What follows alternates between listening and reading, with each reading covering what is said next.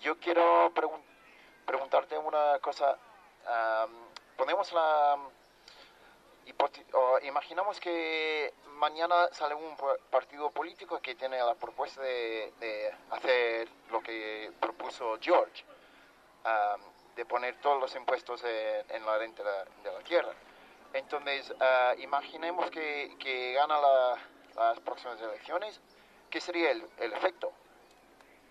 ¿Qué, ¿Qué efecto tendría? ¿Cómo cambiarían las cosas? Por empezar, un partido que propusiera eso difícilmente llegaría al poder, porque en esto tenía razón Marx y no George. Marx decía que era un instrumento, la propiedad privada era la base del sistema capitalista, entonces no te dejan llegar al poder, no te dejan. La prueba es que no dejaron a George ni ser alcalde de Nueva York, no lo dejaron.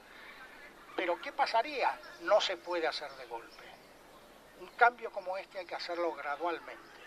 Es decir, ¿qué haría yo? Yo iría gradualmente suprimiendo impuestos indirectos, por ejemplo el IVA, o los impuestos a la ganancia sobre los salarios, no sobre las grandes empresas, pero sí sobre los salarios, y reemplazándolos gradualmente por impuestos sobre la renta del suelo.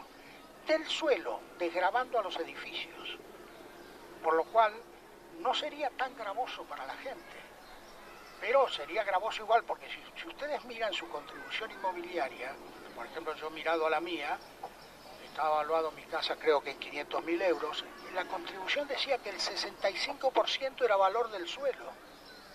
O sea que el suelo es lo que vale. Entonces, yo iría poco a poco trasladando los impuestos al suelo y bajando los otros impuestos. Claro, a menos que tomara el poder un partido con apoyo, un partido realmente revolucionario y que pudiera ser una revolución, porque es una revolución, es una revolución. Es muy difícil que pase en países como latinos, es más fácil que pase en los países anglosajones. Y de hecho hay algo que les quería comentar. Entre lo que pasa en España y lo que pasa en otros países capitalistas hay mucha diferencia, porque en muchos países capitalistas se grava la renta del suelo y sustancialmente. Lo que ha pasado en España, y de permitir la especulación de esta forma, es un caso único. En muchos de los países escandinavos la renta del suelo está gravada. No se absorbe totalmente, pero está gravada. En Inglaterra los laboristas pusieron un impuesto del 80% sobre las plusvalías del suelo urbanizado, que fuera a urbanizarse. Después Mrs. Thatcher lo bajó al 60% y después lo suprimió. El resultado es que en Inglaterra hay un problema terrible de vivienda ahora, de escasez de vivienda, y es, después de España, el país donde la propiedad ha aumentado más. En España ha aumentado, yo calculo, en los últimos 20 o 25 años, un 1000% el valor de la propiedad, y en Inglaterra ha aumentado un 700 y pico. Inglaterra es un país más grande y con más población. Pero en Inglaterra hay mucha discusión de este tema, no es como aquí, donde nadie sabe qué hacer ni nadie dice nada. En Inglaterra se sabe, salen los periódicos, la prensa habla de la imposición al valor del suelo constantemente. Los partidos políticos tienen sectores, yo conozco gente del Partido Laborista, por ejemplo hay una que se llama el Land Labour Campaign, que se dedica a este tema. También en el Partido Liberal, que tiene una gran tradición del tema, por el presupuesto que trató de imponer en 1910 Lloyd George, que era un presupuesto basado en la imposición al suelo, y llevó, yo creo que lo he mencionado, una crisis constitucional, porque por primera vez en la historia los lores vetaron una ley de los comunes. Entonces se produjo lo que los ingleses llaman una crisis constitucional y se quitaron los poderes a los lores para vetar las leyes de los comunes. Después el impuesto fue diluido, vino la Primera Guerra Mundial, volvieron a subir los conservadores al poder, pero de hecho en Inglaterra el tema está discutido y se conoce.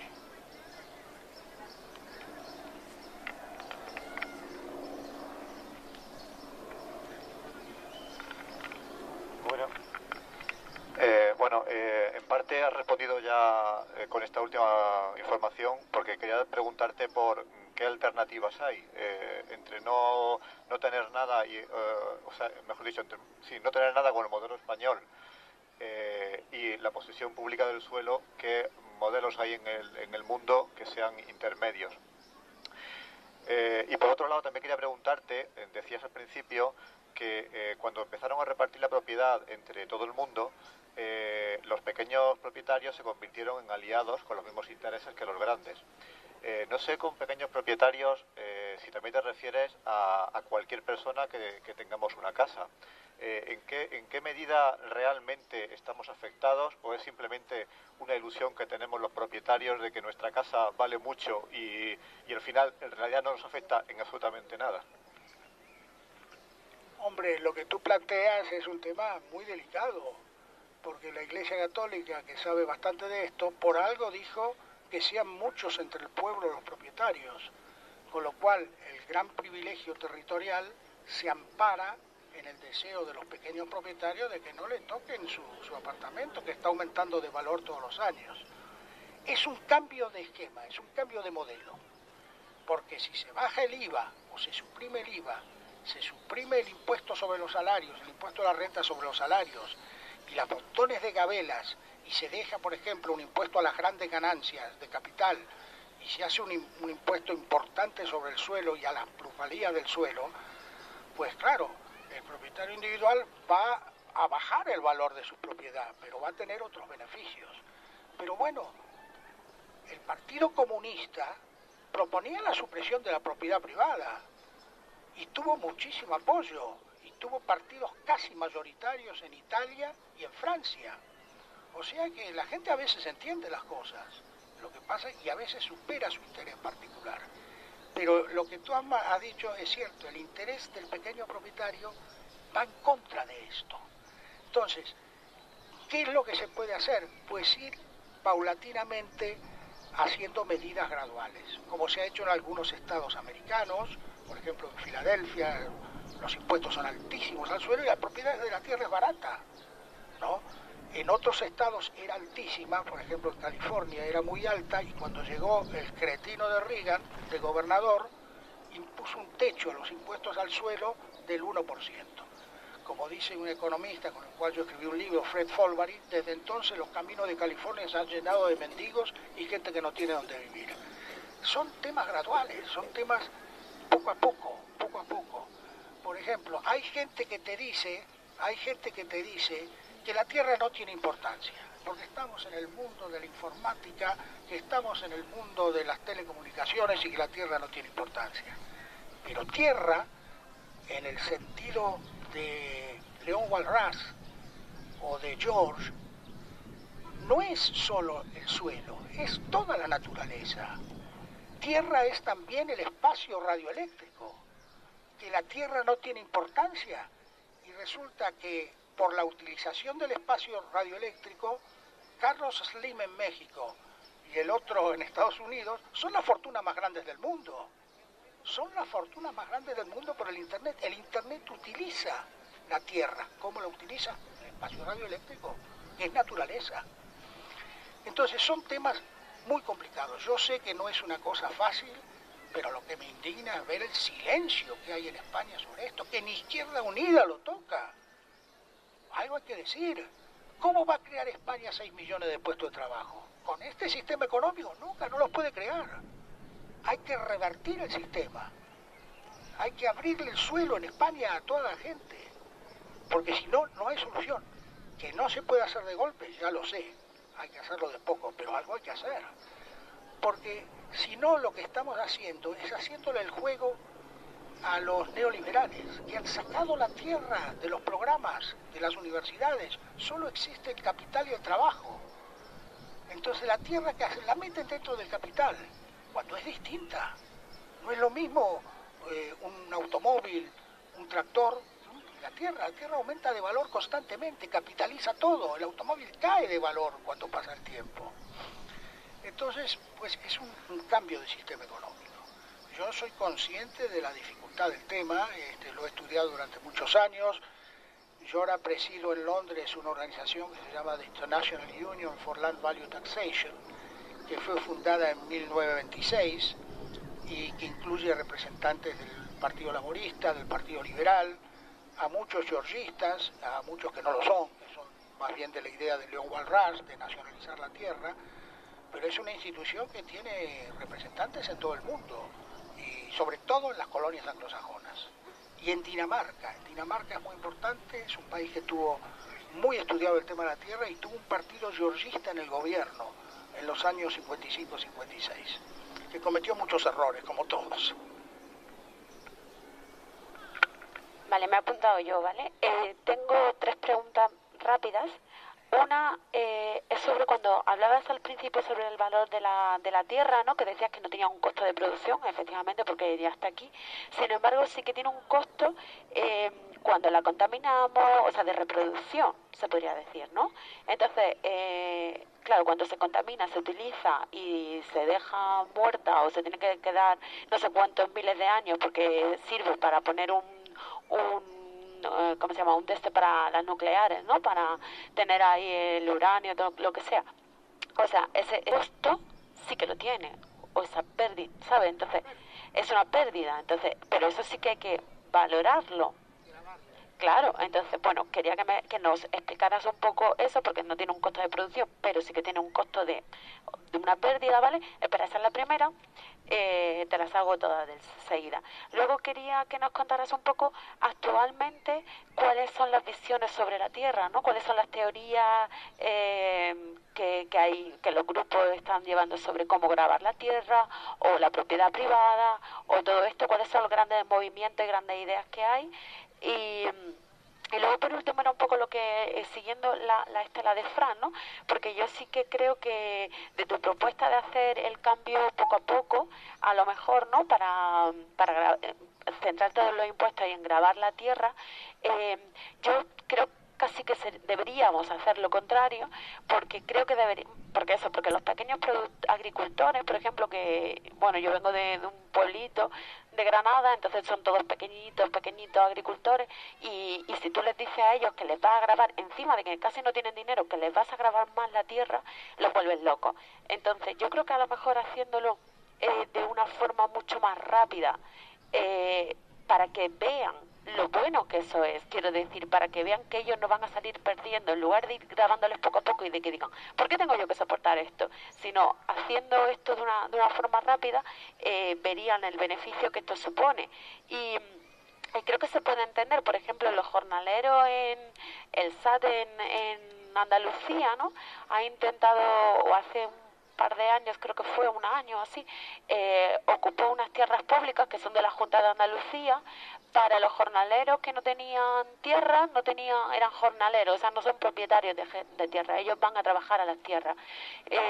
No tenían trabajo, ocuparon estas tierras para poder comer y dar de comer a su familia, y lo que hizo la Junta de Andalucía fue mandar a la policía, echarlos, están en juicio, están pidiendo que paguen 100.000 euros cada uno y les están intentando imponer 10 años de cárcel.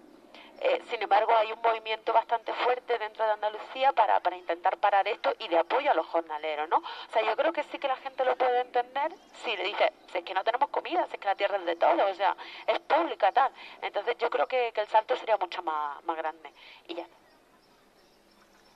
Bueno, primero te diré sobre el tema de la contaminación. Primero no te voy a contar cómo está el tema internacionalmente respecto al suelo. Por empezar está China. En China la tierra es del Estado, toda la tierra es del Estado, la tierra rural y la tierra urbana. Era tal la locura de los occidentales porque se privatizara la tierra, que hace unos años, cuando sacaron una nueva ley, empezaron a batir los parches de que al fin se había privatizado la tierra en China. Entonces yo leí la ley. La ley decía que la tierra era del Estado, o sea, de privatizarla nada. Además, yo hice una visita a China y hablé con los funcionarios, y ellos me dijeron que se habían basado en el sistema inglés de Hong Kong, o sea que la tierra era del Estado. Entonces, una vez que salió por televisión el anuncio a bombos y platillos que habían privatizado la tierra, hecho por una española que había estado allí, yo escribí una carta diciendo que eso no era cierto. Y me habló esta española por teléfono y me dijo que yo tenía razón, que el canal le había deformado lo que ella había dicho, que la tierra era del Estado. Entonces está el progreso enorme de China, enorme, con un país donde la tierra es del Estado.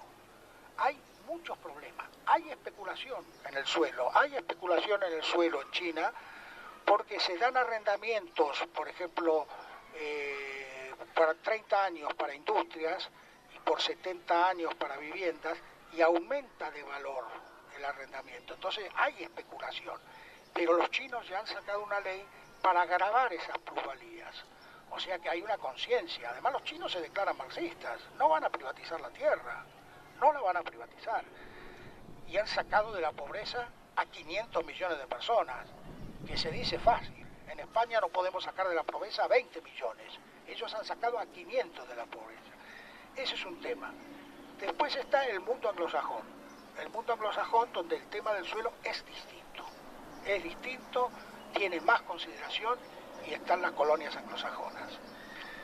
Y después hay países europeos como Alemania, donde la tierra está muy grabada, donde la gente no compra tierra, no se especula, los países escandinavos, y después están los países latinos donde se especula, Francia menos que en España, pero en España terriblemente, y en América Latina. Tú calcula que España tiene 93 habitantes por kilómetro cuadrado. Es un país vacío y tiene problemas de vivienda. Singapur tiene 7.300 habitantes por kilómetro cuadrado y no tiene problemas de vivienda.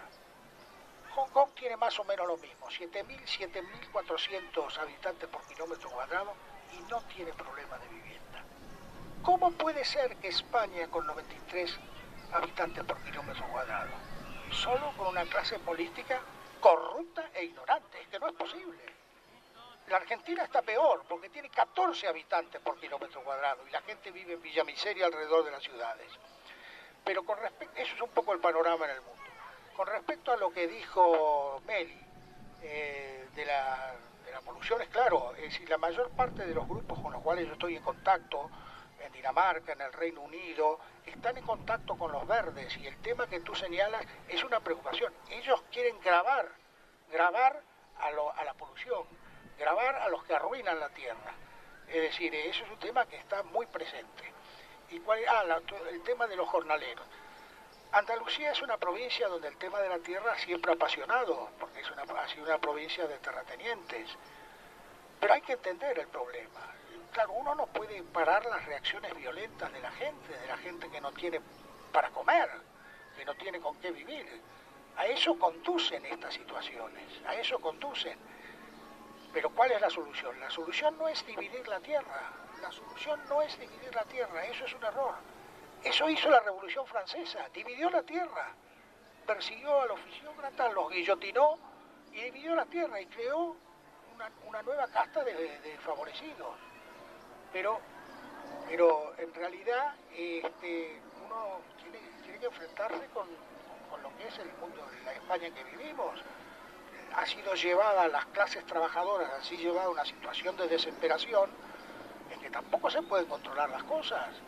Es decir, en política las cosas caen para el lado que están inclinadas, y como continúen empujando en España, pues van a caer para la violencia, porque están llevando al pueblo a la violencia. Es una clase política que ni habla de estos temas, ni dice nada, no dice una palabra.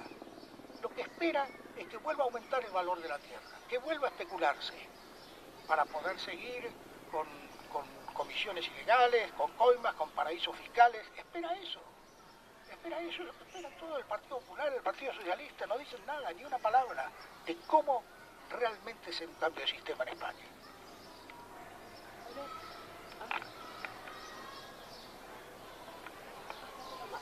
Espártelo aquí, que si no se lo mueve.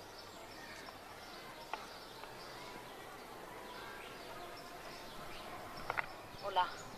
Bueno, pues primero, muchas gracias por el repaso que nos has hecho de todos los autores económicos, que ha sido muy interesante. Y simplemente comentar una cosa en la que se fundamenta la renta básica. Precisamente la renta básica se fundamenta en pensar que la propiedad es de todos los ciudadanos, y precisamente como nos han quitado a los ciudadanos la propiedad que nos corresponde de la tierra, pues tenemos derecho a que nos recompensen con una renta básica como mínimo por ser ciudadanos. Entonces, yo creo que has dejado muy claro que efectivamente la solución está en nacionalización de la tierra, más que el reparto, que también podría ser menos malo que lo que hay, menos malo el reparto en propiedades pequeñas. Y bueno, pues lo que pasa es que efectivamente llegar hasta ahí, cómo vamos llegando hasta ahí, y lo que sí ha habido por parte de algunos partidos políticos o por parte de mucha gente respecto a lo que ocurrió con la ley del suelo del 98 del PP o del 97 del PP, fue que aquí tenemos un arquitecto seguro que puede hablarnos más de esto, que se cambió el mercado por el urbanismo. Yo me acuerdo que tenía un artículo de un arquitecto que decía, muy interesante, que decía: viva la especulación, ha muerto el urbanismo, y predecía lo que iba a haber nada más publicarse la ley del suelo. Bueno, pues entonces, ¿qué te iba a preguntar? Hay alguna cosa que te quisiera preguntar. Tú has dicho que la reina, o es poder es de la tierra, ¿es del Estado o es de la reina? En los países... Es de la corona, del Estado. Bueno, o sea que es el Estado, no, ella no se lleva nada. No, vale. Hay tierra que ella tiene el fijo.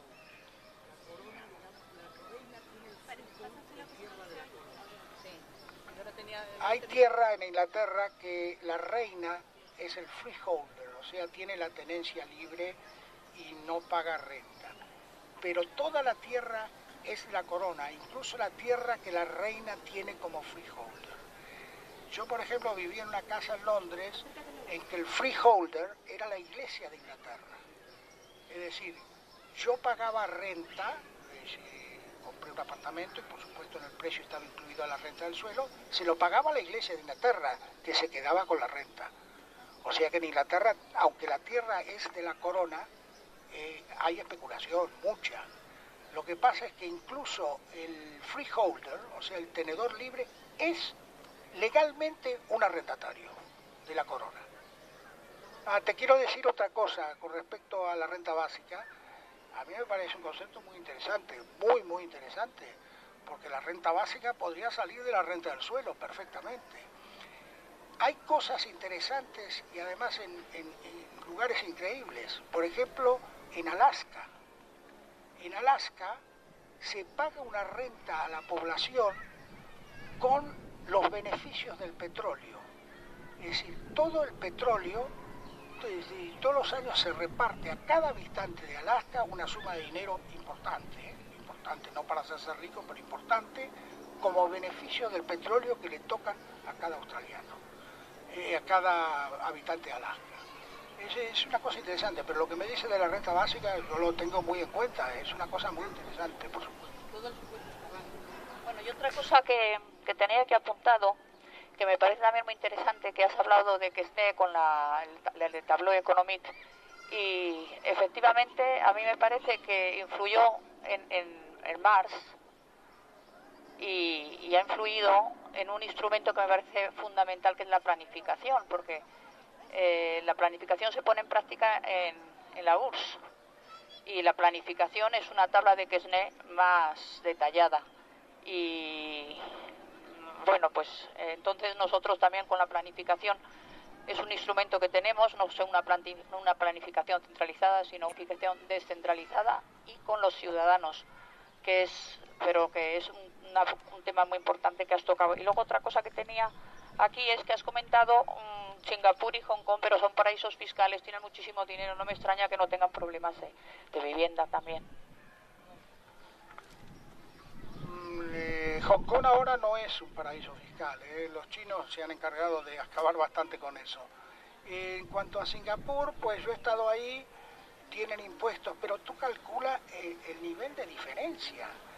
El nivel de diferencia es tan monstruoso que por más que sea un paraíso fiscal, vamos a darte cifras exactas.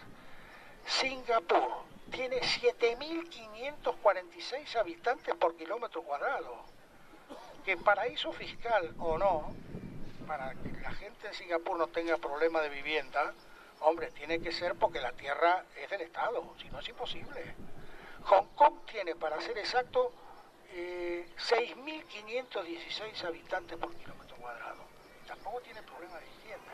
Pero que España tiene 93 habitantes por kilómetro cuadrado. Es decir, a la clase política española es para fusilarla. ¿Cómo es posible que esta situación haya ocurrido? ¿Cómo es posible? Hay que ver las diferencias en el mundo, hay que ver las cifras para darse cuenta de dónde estamos. Sí, es increíble. Por ejemplo, tengo aquí otras cifras que son interesantes. Por ejemplo, los Países Bajos, donde no hay problema de vivienda, tienen 497 habitantes por kilómetro cuadrado. Bélgica, donde hay un problema de vivienda muchísimo menor que el de España, Bélgica tiene 365 habitantes por kilómetro cuadrado. El Reino Unido, donde hay problema de vivienda, tiene 260 habitantes por kilómetro cuadrado y 20 millones más de habitantes que España. Pero España, con 93 habitantes por kilómetro cuadrado, es un país vacío. Aquí cada uno tendría derecho a tener una mansión.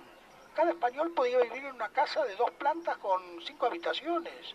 Si el país está vacío. Entonces, solo la ceguera y el egoísmo de la clase política han permitido que se llegue a esta situación. Y además, el silencio de los medios, porque los medios no denuncian esto. En Inglaterra la prensa sí denuncia los temas de especulación, pero es que acá no lo denuncian con propiedad, lo silencian. Bueno, nada más creo, ¿no? Hombre, tenemos 3 millones de viviendas vacías. Claro, tenemos 3 viviendas vacías porque el precio de la especulación con el suelo está en el precio de la vivienda. Las viviendas están vacías porque la gente no tiene dinero. No tiene dinero porque cada vez se necesitan más, las viviendas insuben más del... creo que, no sé si era 10 veces el salario anual para poder adquirir una vivienda. Yo dije, en España había que trabajar toda una vida para tener lo que habría que tener antes de empezar a trabajar, que es una vivienda digna. Así es en otros países capitalistas, es decir, no es solo el tema comunista, así es en otros países capitalistas. Y en cuanto al tema comunista que tú has mencionado, es muy interesante, porque en Rusia había mucha gente con estas ideas, entre otros Kerensky. Kerensky era georgista, y los socialistas agrarios de Rusia tenían estas ideas. Y Lenin, cuando declara la NEP, la nueva política económica, en 1922, creo, 23, ¿qué hace Lenin? Mantiene nacionalizadas las grandes industrias y la tierra, por supuesto, pero libera el comercio y la industria para acabar con la hambruna que había en Rusia. Y la NEP tiene un gran éxito. Trotsky pone el grito en el cielo porque dice que eso se está acabando con los principios de la revolución socialista, arma un escándalo terrible. Y al final, Stalin, ¿qué hace? Stalin adopta las posiciones de Trotsky, lo mata a Trotsky y liquida la NEP. Y va a la colectivización total. Y la Rusia colectivizada era una Rusia de una terrible falta de derechos, de una terrible falta de libertad y de una terrible escasez de vivienda.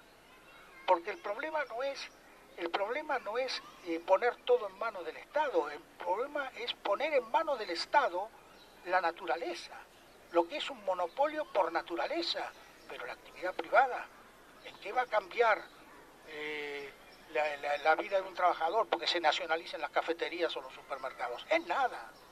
Eso son tonterías. Lo importante es la tierra. Lo importante es la banca. ¿No? La nacionalización total que hizo Lenin, que fue un decreto, que nacionalizó todo, claro, después las hambrunas fueron terribles.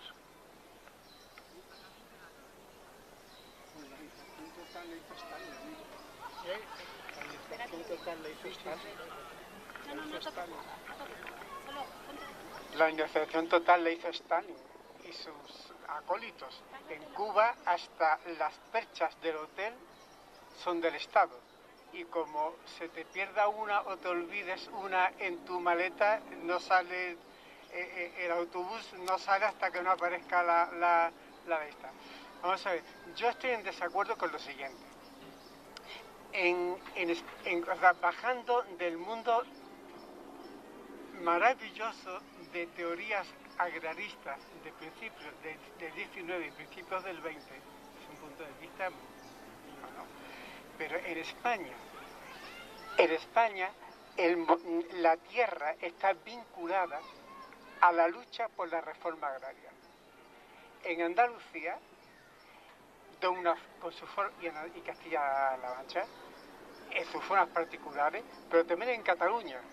En Cataluña, las follones con los rebasaires y la Generalitat que provocaron la huelga del 34, en fin, y la prohibición de la anulación del Estatuto de Cataluña, es decir, porque la tierra, y en esos sentidos yo estoy totalmente de acuerdo con usted, está muy vinculada a la constitución de la sociedad en clases.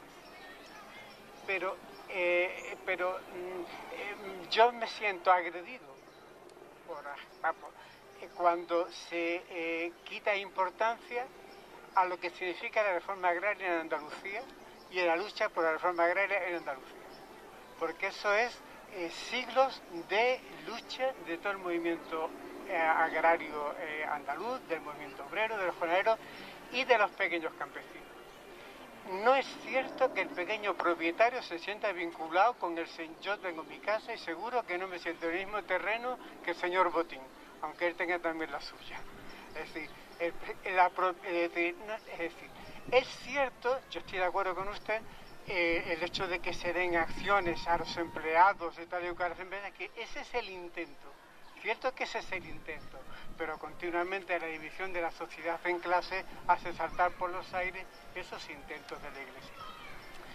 Un matiz, me parece que se confunde suelo con tierra. El suelo es un producto distinto de la tierra. La rentabilidad del suelo es muy alta por la especulación, etc. La rentabilidad de la tierra es bajísima. Hoy día la renta actual la valor actual de una renta potencial de la tierra no vale nada. Eso es fundamental, ¿no? De hecho, lo que hizo Aznar, que es muy importante la matiz que se ha hecho, lo que hizo Aznar con su ley del suelo fue anular y decir, se puede construir en cualquier parte de España, en cualquier circunstancia. Una finca se puede dividir sin ningún problema, se puede dividir en cachos. Es decir, que efectivamente eso está en el origen de la lista, ¿no?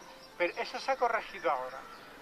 Con el texto refundió a la ley del suelo del 2008 y el reglamento que le sigue, de 2011, resulta que si se aplica, que es generosa con la valoración, si se aplica la valoración, pues es ridícula. Es decir, hoy día el campo no produce nada, es decir, no renta nada. La rentabilidad actual, pues es necesaria una explotación brutal de cientos de hectáreas para que fuera rentable. Entonces, digo que la concepción hermosa que ha hecho usted de las teorías originarias sobre la tierra, realmente hermosas, ¿no? Hoy día no tienen encaje. Pero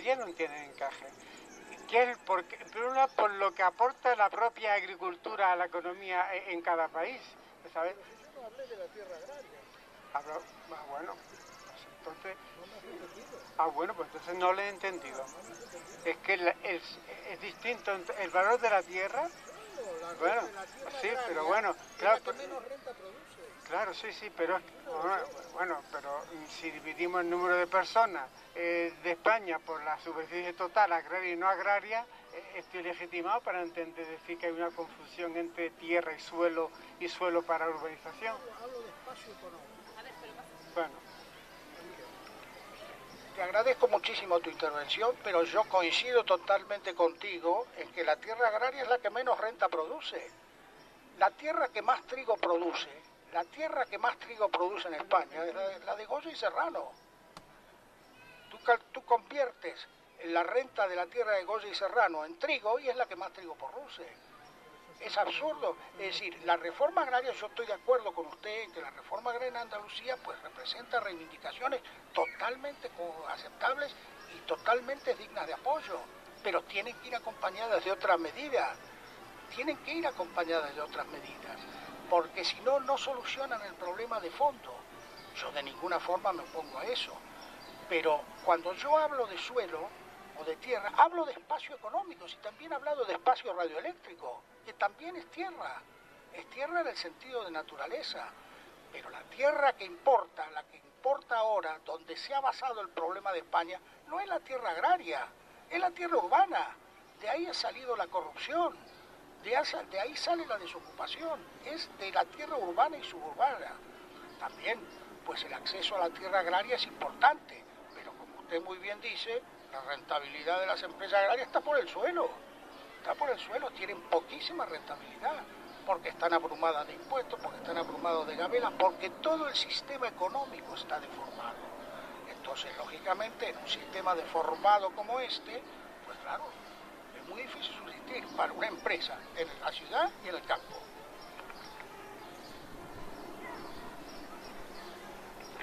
Vale, quedan 3 turnos, ¿vale? Si alguien más, que me lo diga.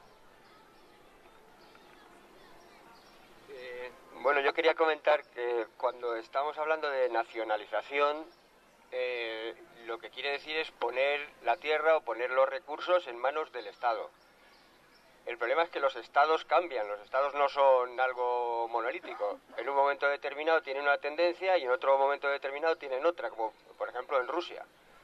En Rusia pasó que pues cuando llegó Boris Yeltsin al poder, una de las cosas que hizo fue dejar de pagar las pensiones porque supuestamente el Estado no tenía dinero.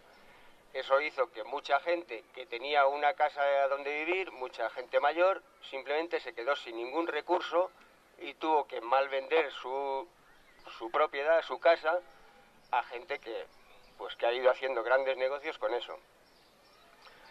Entonces yo creo que deberíamos mirar un poco más allá y no hablar ya de nacionalización, es decir, de propiedad ni por parte del Estado, sino de la no propiedad, es decir, de la propiedad común, de algo que no pertenece a nadie, que no es propiedad de nadie, pero que todo el mundo tiene derecho a usar en la medida de sus necesidades. Lo cual, por otra parte, pues haría que la renta básica no fuera necesaria, es decir, no fuera necesario que alguien tuviera un dinero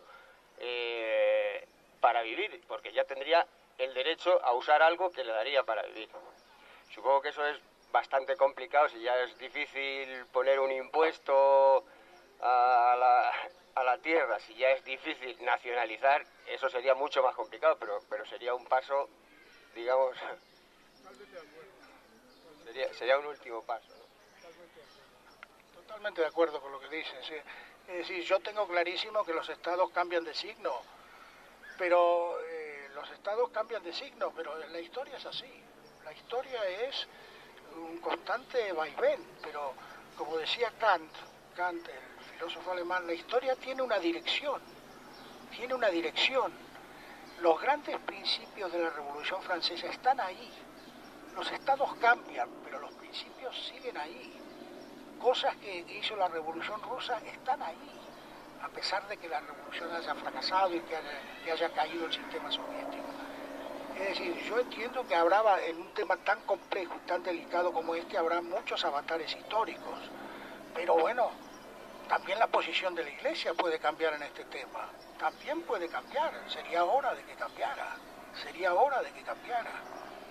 Les voy a leer porque lo tengo aquí y no quiero dejar de leerlo porque me parece importante. Me parece importante algo que le dijo Henry George a la Iglesia cuando excomulgó al padre MacLean. Dijo: si un arquitecto hubiera de construir un teatro de tal modo que solo una décima parte de la audiencia pudiera ver y oír, lo llamaríamos un chapucero o incompetente. Si un hombre hubiese de dar una fiesta y ofrecer tan poca comida que 9 de cada 10 invitados tuvieran que partir hambrientos, lo llamaríamos tonto o algo peor. Sin embargo, tan acostumbrados estamos a la pobreza que aún los predicadores de aquello que pasa por cristianismo nos dicen que el gran arquitecto del universo, de cuya infinita pericia testifica toda la naturaleza, ha hecho un trabajo tan ruinoso de este mundo que la gran mayoría de las criaturas humanas que él ha traído al mismo están condenadas por las condiciones que él ha impuesto a la necesidad, al sufrimiento y al trabajo embrutecedor, que no da oportunidad para el desarrollo de los poderes mentales y deben pasar sus vidas en una lucha ardua solo para sobrevivir. Es un lindo párrafo.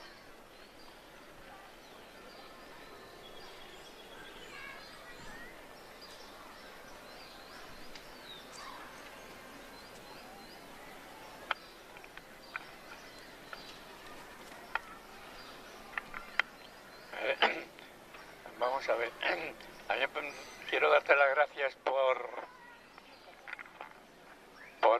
habernos metido en este tema dentro del Grupo de Economía, porque creo que es un tema muy importante y que ha quedado, como bien señalas, queda un poco al margen de discusiones. Ahora, a lo largo de lo que he oído y de este tema se me ocurren varias cosas. Una de ellas es que tendríamos que aclarar, o parece que habría que seguir en profundidad en el tema de tierra, suelo y vivienda, porque creo que las políticas y las propuestas que se oyen son a veces un poco contradictorias. En cuanto a tierra, yo estoy de acuerdo en que la tierra, en el sentido de la tierra de Balrás o en el sentido de los fisiócratas, tendría que ser un bien común. La tierra, no solamente la tierra que está aquí, sino la tierra y todo lo que hay encima, es decir, lo que se llama la madre tierra o como queramos llamarle. Que en efecto, y muy bien ha señalado, pues muchos informáticos y otra gente habla como si eso fuera un espacio que no merece la pena porque todo lo que no es ha perdido importancia con respecto a otros desarrollos.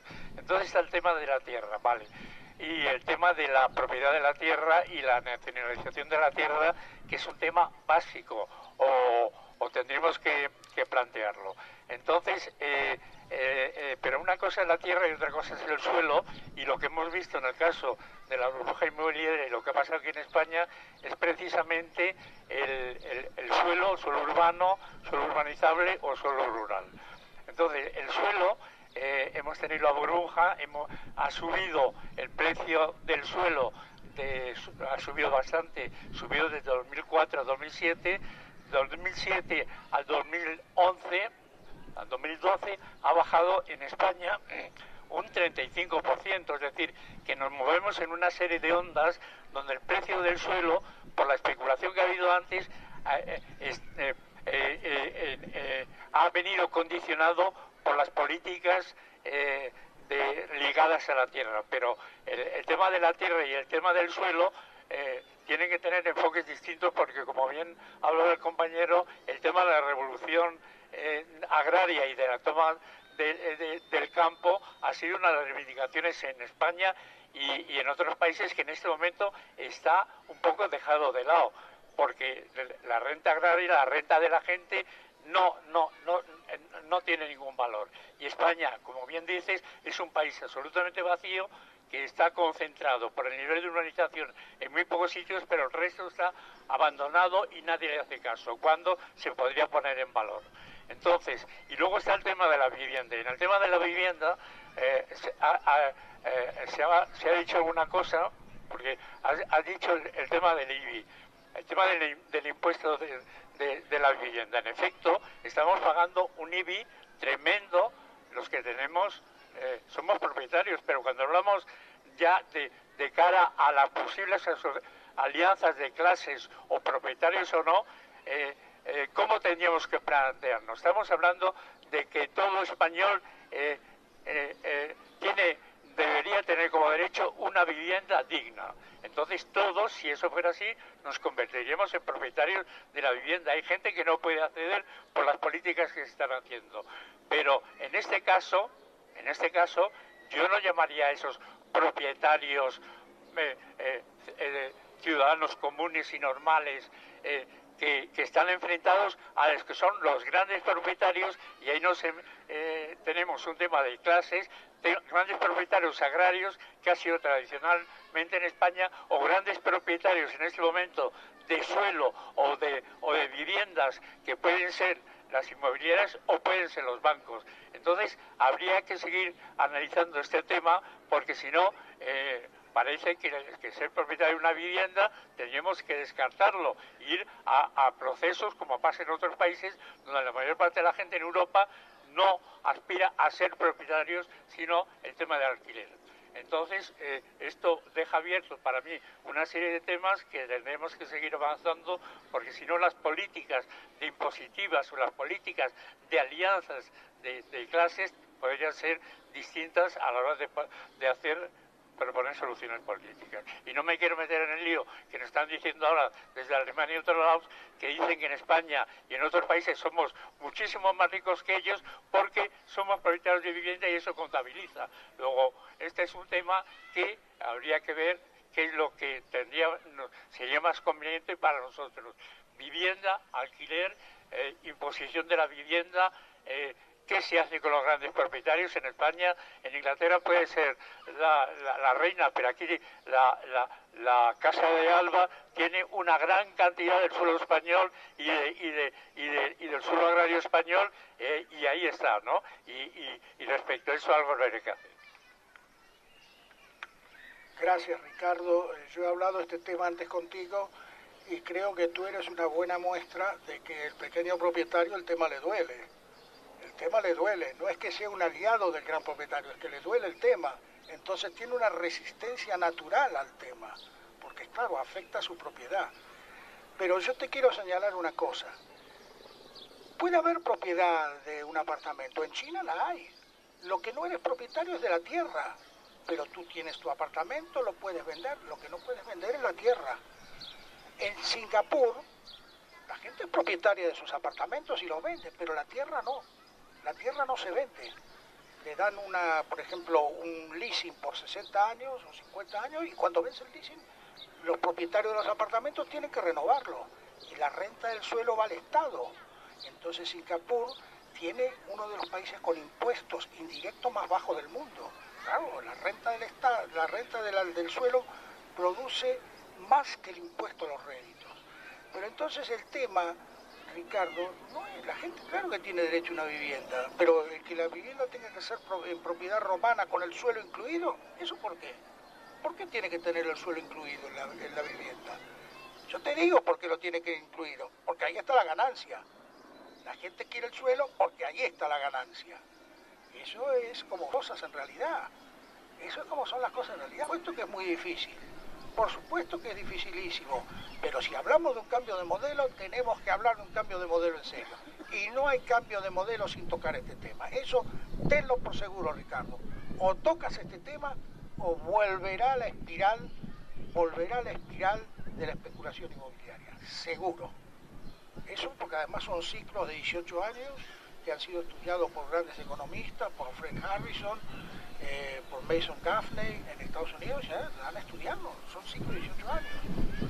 Y después el tema de suelo y tierra. Cuando yo hablo de suelo o hablo de tierra, hablo de espacio económico. El espacio económico, por supuesto que la rentabilidad de la empresa agraria es bajísima. Es bajísima. Es todo el sistema económico que ha hundido la producción en España.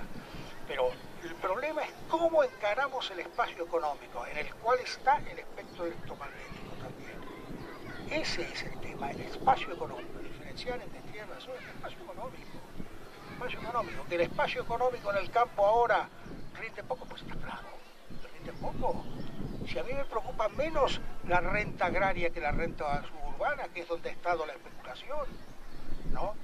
Pero bueno, yo lo que proponen estos autores, lo que propone Leon Walras, lo que en cierto modo acepta Keynes, es un enfoque distinto del tema de la propiedad del suelo. Del suelo, cuando me refiero al suelo, me refiero a la naturaleza, que es lo mismo que propone Stiglitz ahora, que no es ningún imbécil, ni dice tonterías. Stiglitz dice que hay que grabar al 100% los recursos naturales, la renta de los recursos naturales, al 100%.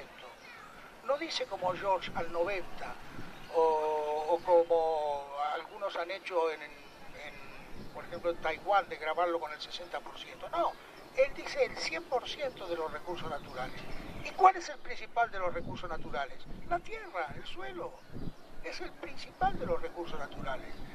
Lo que dice Stiglitz, claro, Stiglitz lo dice ahora porque ya no está en el Banco Mundial ni en el Fondo Monetario Internacional. Si lo hubiera dicho que no estaba ahí, lo hubieran echado. Ahora lo dice porque ahora es un premio Nobel. Yo tengo la conferencia que pronunció en Washington hace 2 años y lo dice con toda claridad.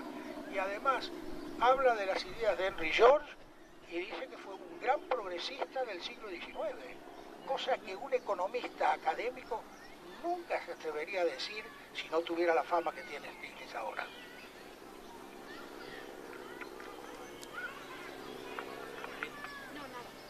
Sí, gracias por la amena charla, querido amigo y maestro. Sí me gustaría saber tu opinión al respecto de las soluciones, porque hablas de dar soluciones poco a poco, de no hacer movimientos tremendos y drásticos, sino de ir avanzando paso a paso.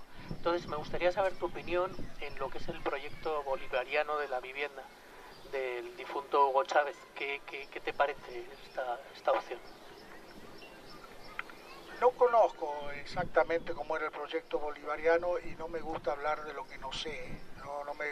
No sé cómo era el proyecto de la vivienda. En general, aunque Chávez hizo cosas muy beneficiosas para las clases más humildes de Venezuela, pero en general su planteamiento económico no era un planteamiento racional, de hacer una reforma en el sentido en que yo la digo. El principal recurso natural es el petróleo en Venezuela. Él podía hacer lo que hicieron en Alaska, hacer, por ejemplo, una renta básica derivada del petróleo para todos los venezolanos, y no lo hizo. Pero bueno, no conozco, lo estudiaré con muchísimo gusto el tema este de la vivienda, porque me interesa. Vale, pues hasta aquí ha llegado el retiro de hoy. Muchas gracias, Fernando, por estar aquí. Creo que ha sido muy interesante.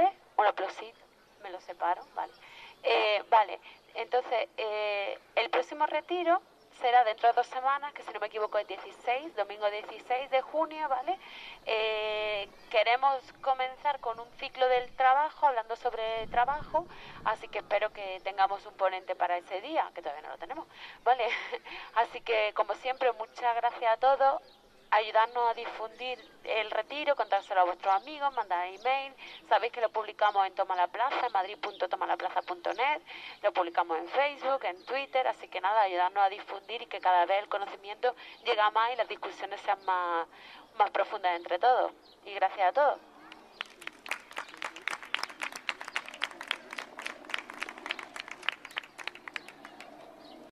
Disponer en 1910 Lloyd George, que era un presupuesto basado en la exposición al suelo, llevó, yo creo que lo he mencionado, una crisis constitucional, porque por primera vez en la historia los lores vetaron una ley de los comunes. Entonces se produjo lo que los ingleses llaman una crisis constitucional y se quitaron los poderes a los lores para vetar las leyes de los comunes. Después el impuesto fue diluido, vino la Primera Guerra Mundial, volvieron a subir los conservadores al poder, pero de hecho en Inglaterra el tema está discutido y se conoce.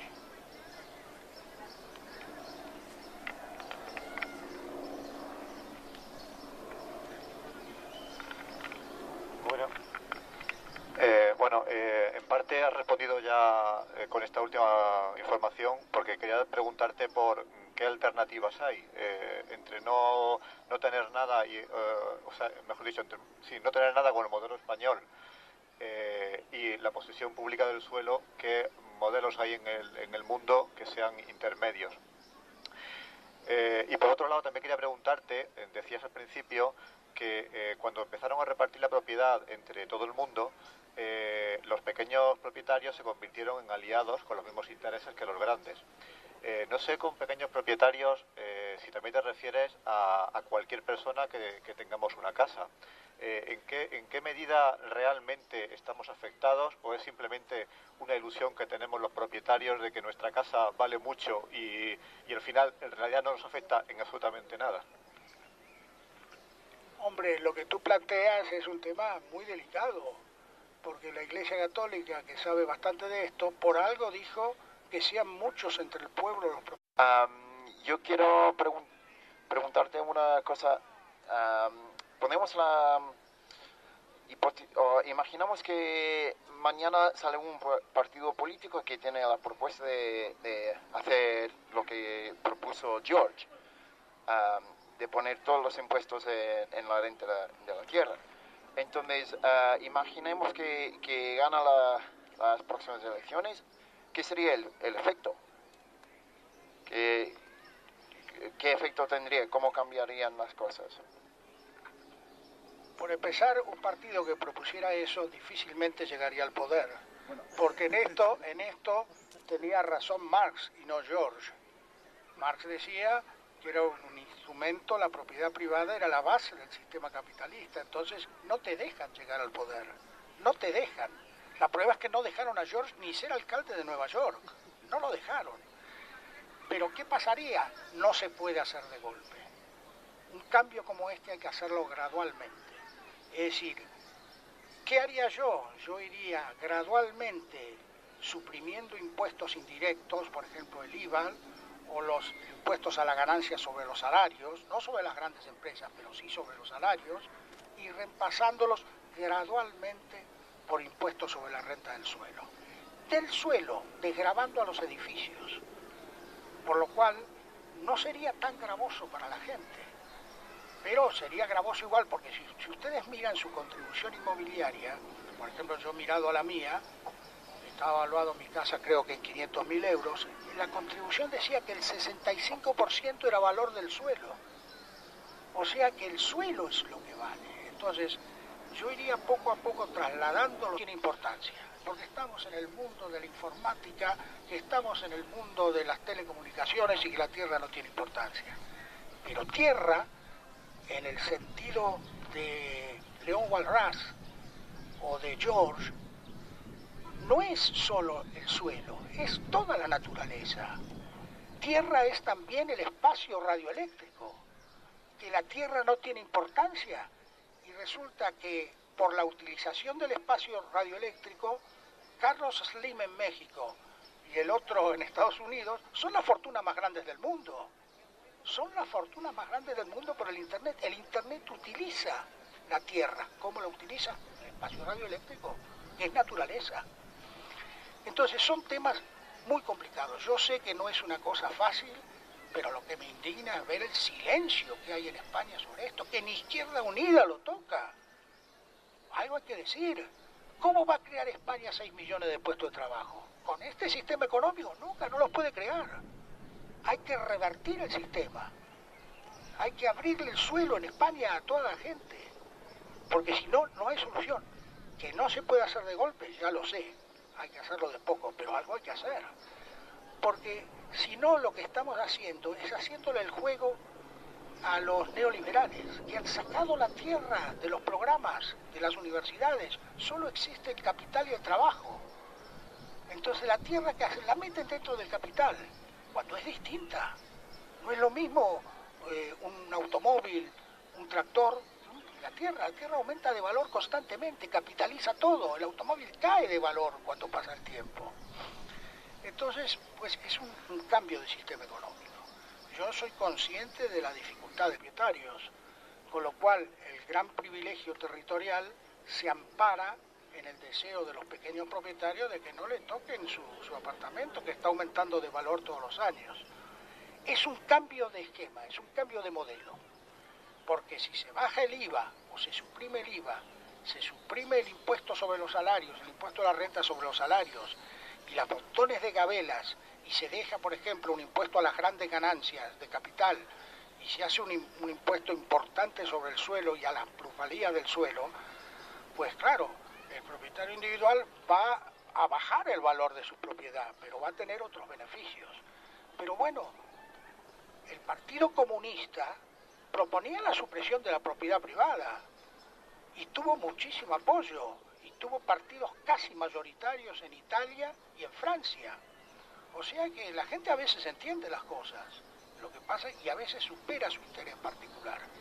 Pero lo que tú has dicho es cierto, el interés del pequeño propietario va en contra de esto. Entonces, ¿Qué es lo que se puede hacer? Pues ir paulatinamente haciendo medidas graduales, como se ha hecho en algunos estados americanos. Por ejemplo, en Filadelfia los impuestos son altísimos al suelo y la propiedad de la tierra es barata, ¿no? En otros estados era altísima, por ejemplo en California era muy alta, y cuando llegó el cretino de Reagan, de gobernador, impuso un techo a los impuestos al suelo del 1%. Como dice un economista con el cual yo escribí un libro, Fred Folbary, desde entonces los caminos de California se han llenado de mendigos y gente que no tiene donde vivir. Son temas graduales, son temas poco a poco, poco a poco. Por ejemplo, hay gente que te dice que la tierra en otros impuestos al suelo y bajando los otros impuestos. Claro, a menos que tomara el poder un partido con apoyo, un partido realmente revolucionario y que pudiera hacer una revolución, porque es una revolución. Es muy difícil que pase en países como latinos, es más fácil que pase en los países anglosajones. Y de hecho hay algo que les quería comentar. Entre lo que pasa en España y lo que pasa en otros países capitalistas hay mucha diferencia, porque en muchos países capitalistas se grava la renta del suelo y sustancialmente. Lo que ha pasado en España, y de permitir la especulación de esta forma, es un caso único. En muchos de los países escandinavos la renta del suelo está gravada, no se absorbe totalmente, pero está gravada. En Inglaterra los laboristas pusieron un impuesto del 80% sobre las plusvalías del suelo urbanizado, que fuera a urbanizarse. Después Mrs. Thatcher lo bajó al 60% y después lo suprimió. El resultado es que en Inglaterra hay un problema terrible de vivienda ahora, de escasez de vivienda, y es, después de España, el país donde la propiedad ha aumentado más. En España ha aumentado, yo calculo, en los últimos 20 o 25 años, un 1000% el valor de la propiedad, y en Inglaterra ha aumentado un 700 y pico. Inglaterra es un país más grande y con más población. Pero en Inglaterra hay mucha discusión de este tema, no es como aquí, donde nadie sabe qué hacer ni nadie dice nada. En Inglaterra se sabe, salen los periódicos, la prensa habla de la imposición al valor del suelo constantemente. Los partidos políticos tienen sectores, yo conozco gente del Partido Laborista, por ejemplo hay una que se llama el Land Labour Campaign, que se dedica a este tema. También en el Partido Liberal, que tiene una gran tradición del tema, por el presupuesto que trató